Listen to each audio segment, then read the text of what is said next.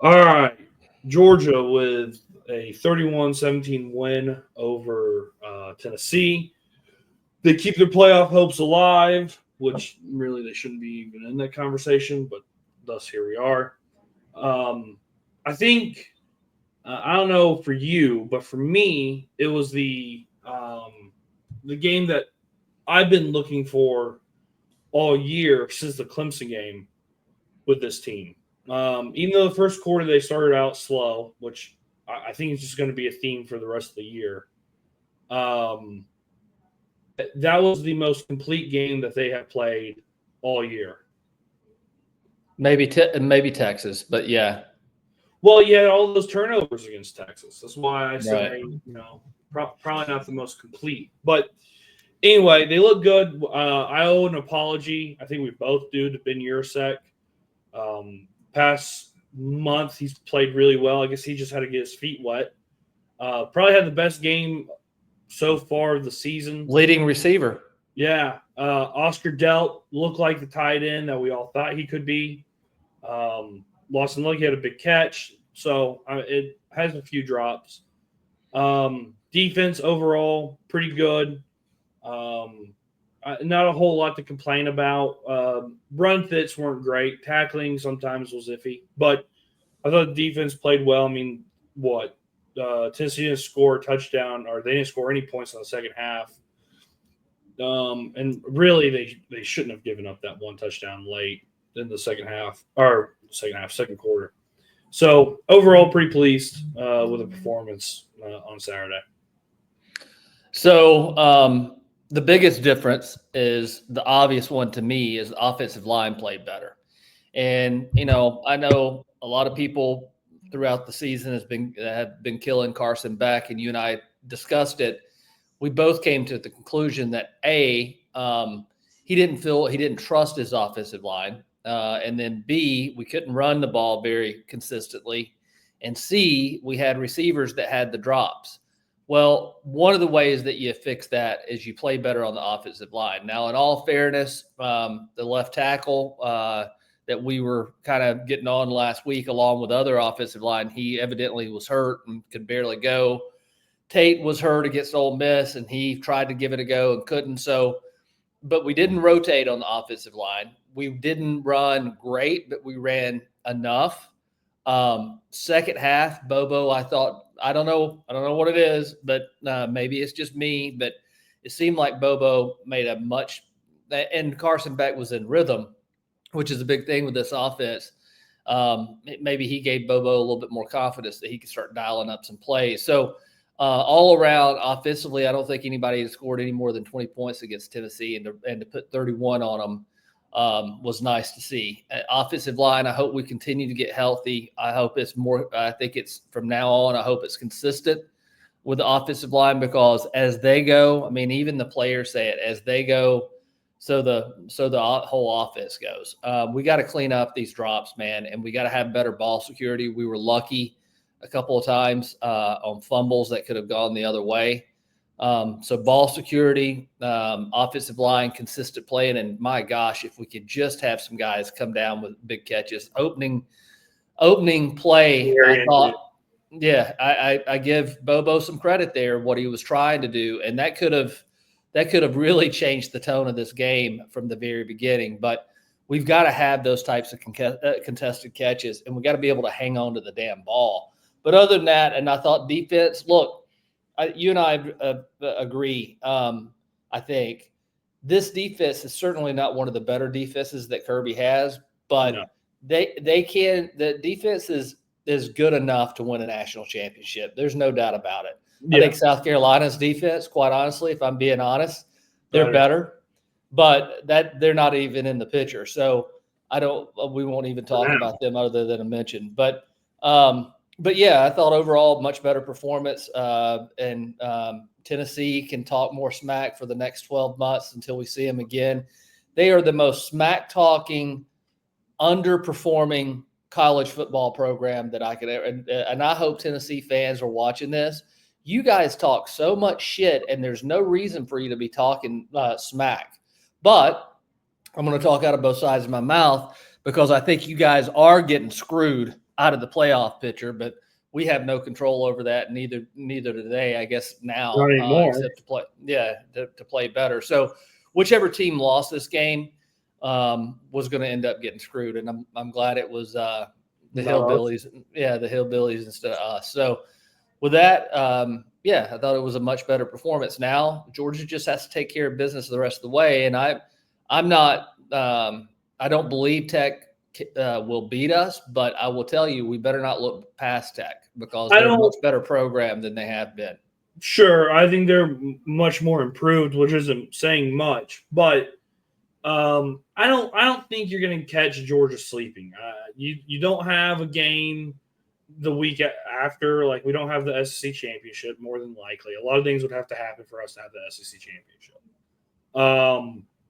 You got, it's a night game. It's Friday night. It's going to be a shorter week in the dome. No, it's in Sanford Stadium. Oh, it is. Sorry, my apologies. That's next year. I was getting ahead. So it's on campus, with fireworks. We'll talk about that in a minute. But I don't think Georgia will be caught sleeping. But again, who knows? But plus Kirby does not like Tech, so I would be shocked if they catch us. With Arian, I was going to mention that Arian's drop and really just that place. So I went to the game. Shout out Sam. Went to the game. Crowd was at like a 10 before that game. I mean, it was juiced. And if Arian caught that pass, that crowd would probably be 10 times what it was. It was good. It was up there with like a Notre Dame feeling. It felt like a big game, felt like a big moment. I think the crowd did a good job. But if Arian catches that, it's probably another 2022 Georgia-Tennessee game. I agree. Where it was unbelievable. So, again, and that happened against Alabama. It happened against Texas, right? There's a big play. There's a big play against Texas early. It might have not been him though, but just if Georgia could start with a big play like they have tried, I feel like this team could do a lot more and look a lot better. But again, the drops have just been a problem all season. So yes. I don't know if it's going to get any better. I wouldn't expect it to, but I will tell you this, and I think other people have said it, so I'm not the first one to say it. Humphreys has got to get more playing time, and he's got to get more touches. That Nitro catch he made down, got to play a lot more. Yes, too. Nitro Tuggle has to play a lot more. If these guys can't get separation and they can't catch, let's put somebody else in there that might be able to. And at this point in the season, I agree with you. It is what it is. Out of what we've got, I don't think we're going to get any better, unfortunately. So let's put some new guys in there and see and start bringing them along, because we're going to need them if we make it to the playoffs, which it looks like we're going to. But yeah, I'm in favor of seeing Humphreys get more touches, more opportunities. And I got to tell you, Nitro, I watched him a couple of plays, like just solo watching him. He got a lot of separation and ran good routes. So, and I got to tell you, another person that played really well who hasn't played at all this season is Chauncey Bowens. I thought he played really well for his first time out there against a pretty good defensive line and against a good front seven. He ran the ball hard. I mean, you couldn't ask for much more. We don't know if Etienne. I would imagine Etienne's not going to play against UMASS. UMASS, yeah, I agree. So, I would assume that we're going to see more Chauncey, and where's Dwight Phillips Jr.? I think he was out hurt, right? Last week he was listed on the injury report, if I'm not mistaken. Maybe I missed it, but I want to see more of these guys. I heard about how talented we have a stable of running backs. Let's use them, because now's the time. And I think this team. Here's the thing: I still say this. I don't have like a real high expectation that they're going to win the national championship, but the way they look Saturday, if they played like that, they would easily be in the national championship. I mean, they can win a national championship. They can, I guess. I mean, that just speaks to where college football is. I will tell you the Ohio State's, the Oregon, who else is up there in the top 3 or 4? But I would put in a neutral field. I like our chances against any of those teams.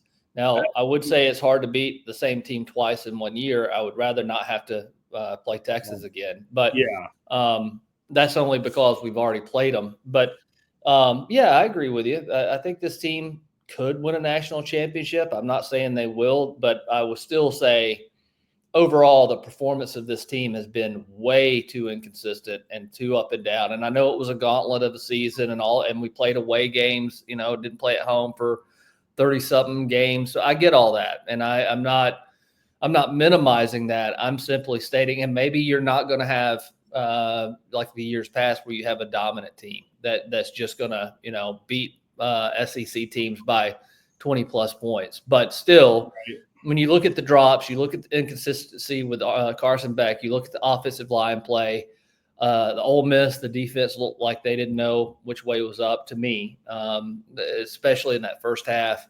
I've got a lot of complaints, but I'm happy kind of right now, the position that we're in. I know we're going to talk about this, but we said it before this All-Star or as we were going into the season. Yeah.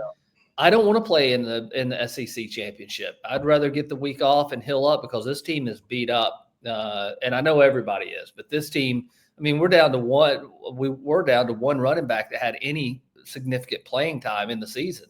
Yeah. Right. And so we need to get healthy. Offensive line, Micah Morris coming back, I think is going to be big. If we can get Ernest Green, healthy and if he can start playing at least some of the level he did in the last couple of years, I like our chances, but yeah, we'll see.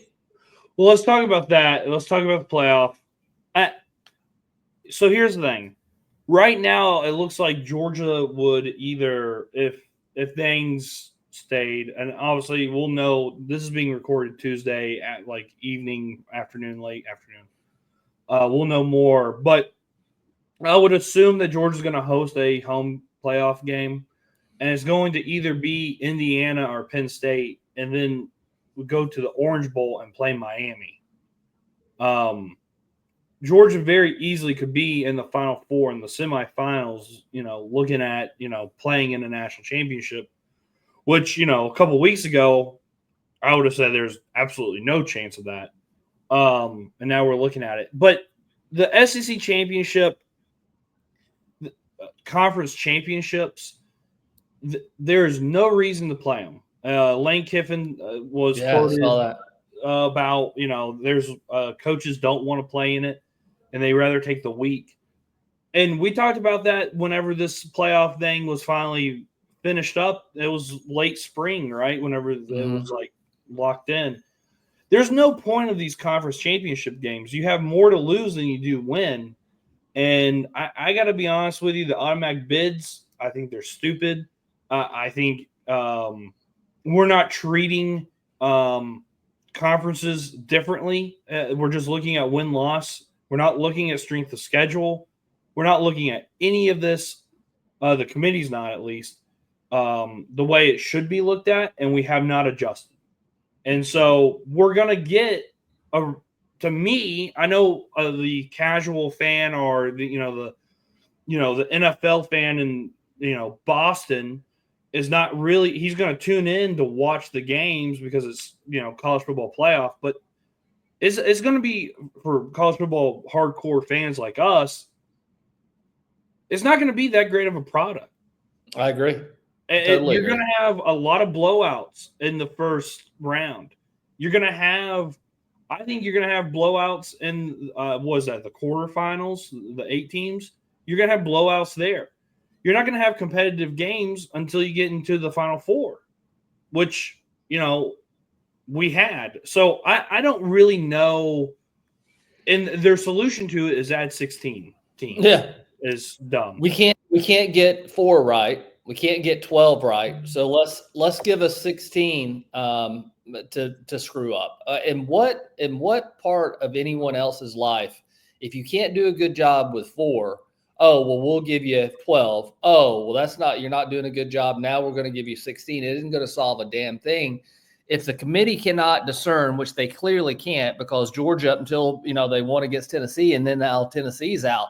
I guarantee, of course, it's easy to say because it's hypothetical, but Tennessee against Penn State, are you kidding me? I think Tennessee would beat them. If you look at Indiana, Tennessee would beat them. You keep going down the line, you're not getting the 12 best teams. And at some point, somebody in that committee that has some damn sense is going to have to, and knows football, is going to have to look at this and say, guys, are we picking the 12 best teams, or or if not, what are we doing? Because like Kirby said, I don't know what they look for anymore. I clearly don't. But we're not going to have the 12 best teams. So we can all forget that. Well, here's the thing. If you're going to put the 12 best teams, South Carolina has a spot at the table. I agree. And they're the 7th best team in the SEC. And we're just unwilling to have this conversation. Everyone goes, oh, it's SEC bias. SEC Southerners can't take that their teams are not as good as they once, think they are. Guys, it's very obvious. Whenever I turn on the TV and I watch Ohio State struggling at Wrigley Field with Northwestern, I know my eyes are not lying to me. I know what I'm seeing. Whenever I see Oregon struggling against Wisconsin, who's not good, I know what I'm seeing. So I don't know what we're doing. The Big Ten is really 3 teams, really, if we're being really honest, 2 teams. In the SEC, you got A&M, Texas, Alabama, Ole Miss, Georgia, Tennessee, South Carolina. Yeah. And, the teams, Arkansas is a frisky team. You saw what Florida did against LSU. Vanderbilt is another one. Obviously, we saw what they can do. They almost beat Texas. They beat Alabama. They got Tennessee. Who knows about that game? This conference is deep, and we're just not willing to have that conversation. The committee's not, and I don't know. It's a joke. It's frustrating. It really is, and I don't know how we fix it. I don't get paid to figure that out, but I do know this. We got to have people in that committee that know, and you got to make it transparent. Like and your rankings that you're doing is not really transparent. You're going by the win-loss record. You're not taking any consideration in to the conference and the strength of schedule. And I don't know, but I agree with you about South Carolina more than any of the other teams. I guarantee you, Ohio State, Penn State, those teams would not want to be playing South Carolina. I wouldn't want to be playing South Carolina. I'm glad we don't play South Carolina. Yeah, me too. Their defense is for real, and that quarterback, I know he's a freshman. He's in a couple of years, if they can build around him, he's going to be good. Yeah. So I'm not throwing bouquets at South Carolina. All I'm saying is making a point that I think we're both saying it. This playoff is going to be a money grab. That's what this is. So continue to follow the money. It ain't going to change because it's going to be all-time revenue highs on this. Like you said, the casual college football fan who tunes in is going to be served in the first round. They're going to be served crappy games more than likely. Yeah. And I do expect whatever we think is where Georgia is right now and there's going to be chaos. You still got Texas A&M. I think you're going to have so if Texas loses Texas A&M, is it the other way? Or Texas? No, if Texas lose, it would be a lot easier if Texas wins against A&M. Bless you. But it's hard to find is under that scenario. Aren't we all going to have? There's going to be a lot of 2-loss teams. Well, it'd be all 2-loss teams at the top, and so then you get into like Ole Miss beat Georgia, who beat Kentucky, who Ole Miss lost to. A&M lost to South Carolina. And then Alabama beat Georgia, but and lost to Vanderbilt and lost to Tennessee. Tennessee lost to Georgia. Tennessee lost to Arkansas. It starts getting really. Texas lost to A&M, and then they in this scenario, and then they lost to Georgia. A&M. It's just it gets really confusing. The tiebreakers are just unbelievable. The best thing that would have happened for the SEC is if Texas won out, Georgia won out, then that would be your SEC championship, and then they wouldn't have to worry about it. But now there's a great chance that we have absolute chaos in the SEC. It's going to be a shit show. Yeah. So hang on. We'll see what happens. The only thing that we got to worry about now from a Georgia perspective is just win these next two games and see where all this shakes out. That's all you can do. And I will tell you, I know that sounds like blasphemy. I'm glad, I hope that we're not going to be playing in Southeastern Conference Championship. And a lot would have to happen. A lot would have to happen for us to be in the SEC championship. And honestly, I don't want that to happen. Greg Sankey, I know we talked about it in the previous podcast, but Greg Sankey's like, I don't see how a 3-loss team would be denied. Well, guess what? Georgia lost one game and they got denied over a stupid technicality. So whatever, we move on. When Kirby called out the fan base against Auburn, I and you kind of got up in arms about it. And I blamed Josh Brooks, the atmosphere, the game day atmosphere inside Sanford. So I wanted to come on here and be transparent at the very least and say to Josh Brooks, job well done, a lot better, a lot of room to improve. The professors being honored in between TV timeouts, that went away. That happened at the beginning of the game. Silver Circle members were at halftime. Other donor stuff was before the game. Good job on that. The light show, fantastic. Adding the fireworks. Gone are the days of Larry Munson and Vince Dooley. We got fireworks now, bitches. Unbelievable. Blew me away whenever it first happened during the national anthem. I texted you. I was shocked by it. Pretty cool. Though we could still really work on the music.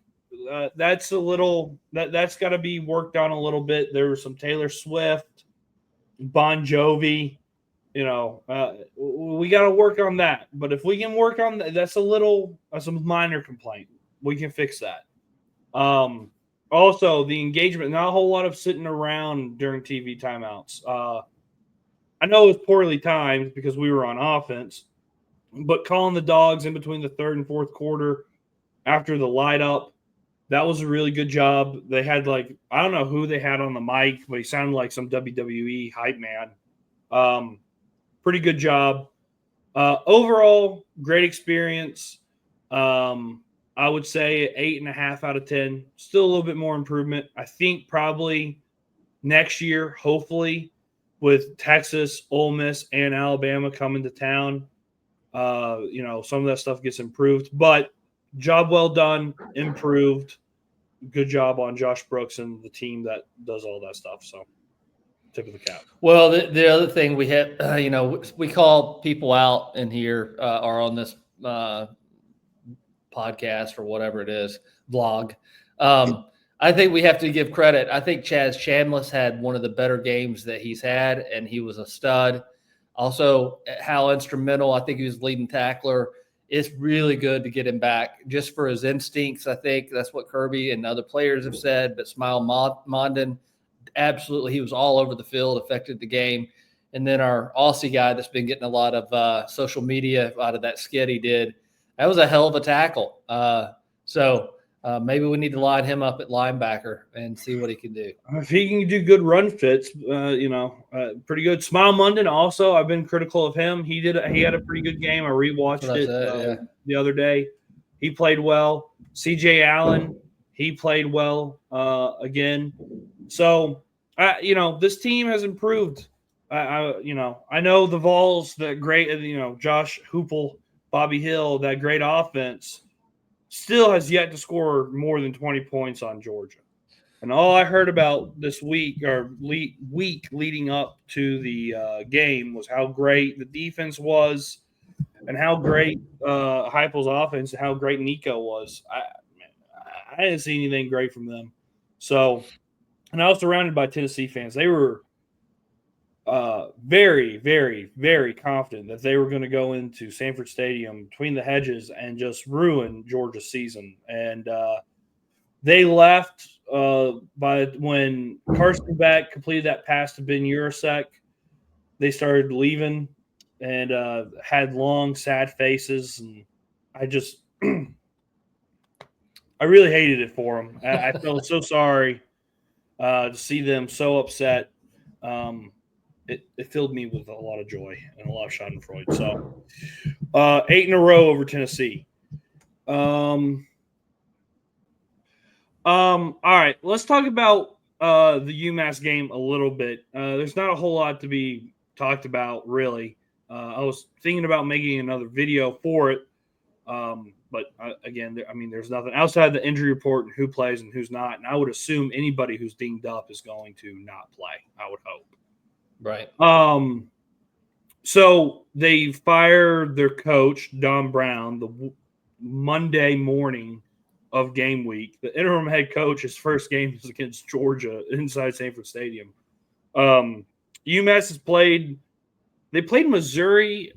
Hold on. I'm going to pull UMass up. Did you know UMass is independent? I did not. I didn't know what UMass. I didn't even know they had a football team. I'm joking about that. I think we played them several years back. We played them a couple of years ago. Not too long ago. I think we went to that game actually. That's right. I mean, hey, look, tickets are pretty cheap. So, and I know obviously there's going to be a decent crowd. I mean, they'll be sold out for that 42 game. point. So it may have changed. That may have been before they fired their coach, but it was a 42-point spread. So that kind of tells you what all you need to know. And while you're pulling that up, I mean, the biggest thing for us is to get some of these younger guys in and rest the guys and that have been dinged up and can't play. I would love to see us pull our starters by into the first quarter, honestly. Get up, 10 to 17 points and put in the backups and let them get a taste of playing in Sanford Stadium instead of us. We just got to come out of this healthier than what we have been.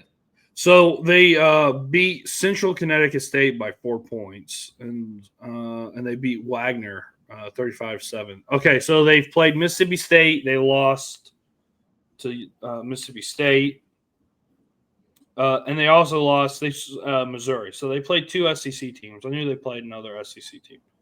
They almost beat Liberty. Good for them. But yeah, not really that great of a team. But what I was gonna say is it should be a sold out crowd and tickets are pretty cheap and weather's gonna be really good. So I mean, why not take a trip to Athens? It's not that terrible. The game should be over by the second quarter. I'm with you though. It's just like that Tennessee Tech game a couple weeks ago, or at the beginning of the season. Guys that are dinged up, guys that are hurt, let them rest. Give Carson Beck a couple of drives, work on some stuff on the offense. I would like to see the deep ball thrown a little bit. I'd like to see us catch it. Well, we can throw it deep. Yeah, that's the key to it. I should have said completed deep balls. And then, just seeing the younger guys play. I would like to see Rashada. I watched him warm up Saturday on the sidelines. He has some zip on the ball. I mean, he can really sling it. So I'd like to see him. I'd like to see Puglisi play a little bit. I think I know what I got out of Gunnar Stockton. I'm not that impressed. So is Brock Vandergriff. So and I would like to see some of these young wide receivers get some playing time, some of these young running backs.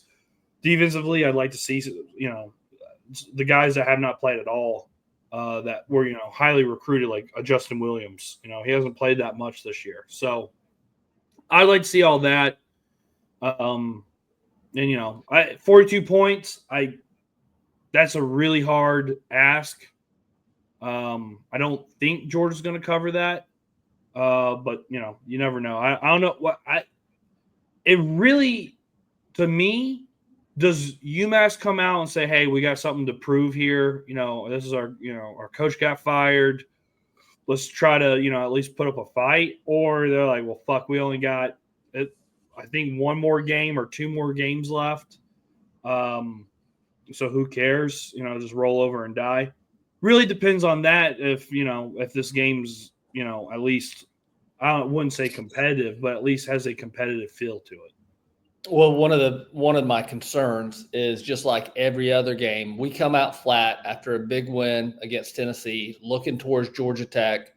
We come out flat. The starters have to stay in longer, and then we have some stupid injury that is costly for against Tech, and then for the playoffs. So if we can just come out and have some momentum and some juice early and get this thing handled, we can put this away. Because who knows, but when a coach gets fired this late in the season, there's a little bit of bonding or whatever you want to call that that happens within a team. Like, screw it, it's us against the world. And if we allow, I'm not saying UMass is going to beat us by any stretch, but if we allow them to hang on, it's going to force us to keep our starters in longer and risk on a stupid game that we should just have put away. So start early, unlike any other games that we've seen in a long time for Georgia. Start early, make them understand